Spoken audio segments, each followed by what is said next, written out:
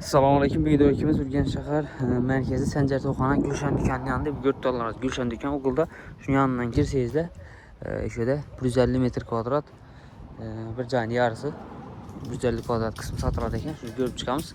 Köçelerimiz asfalt boğan hem joyi. Gaz suyu sudan muamması yok. Yalnız Gülşen dükkanı. Şu joyimiz satılады ekan. Ortadan bölüngen 10'a 15 bop joyi kalıp turibdi. Elinde tutba, bunda tapçan ko'p turadi. 100% silikat çavuşdan salıngan, üst plita bilan bastırılgan ekan.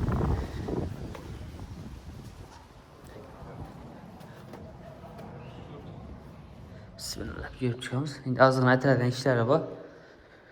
Perdelchi aytiladigan ullu dalan, aytganimizdek eni 10, uzunasini 15, 150 kvadrat joy. Berimiz bir dalan, görüp turibsizlar.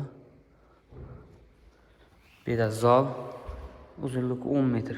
Bu zalını bölüş gerek. Ortadan bayan taraftan eshik açıp bir spalniyat veriş gerek. Konditsionerlerim var ekan. Aynalar taxta, belen tetip bastırılgan, üstü plita bilan bastırılgan, devorlari silikat kirişten. Bir de rakovina joyi. Bir dalan.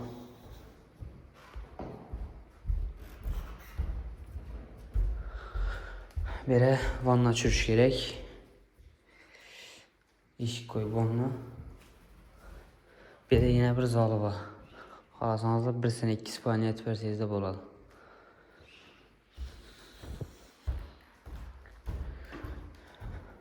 Şehrin ortasında yaşaman arzarak joy gerek deyirlər bo'lsa, yo bo'lmasa yıkıp salaman deb yurgan adamlar bo'lsa, ona 15 yer o'rni aytib olsangizlar ham bo'ladi. Çarış o'zine yaraydi, silikat çarış üstü plita.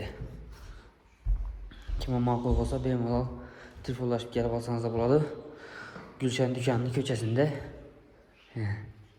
ullu dalan 2 tane zalı var, ullu 10 metrelik. Bahasını ama aytib o'tgan, bahası 400 milyon so'm. Ma'qul bo'lsa bemalol telefonlashib kelib ko'rsatsa bo'ladi. Orientirimiz Gülşen dükkan, Sencer Toxana.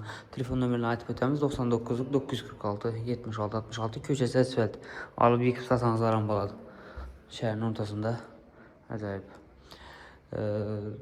Reklam için nömerini aytib o'tamiz: 99 946 76 66. Kimde kim joyini sotsak bo'lsa, reklama qildirsak bo'lsa bemalol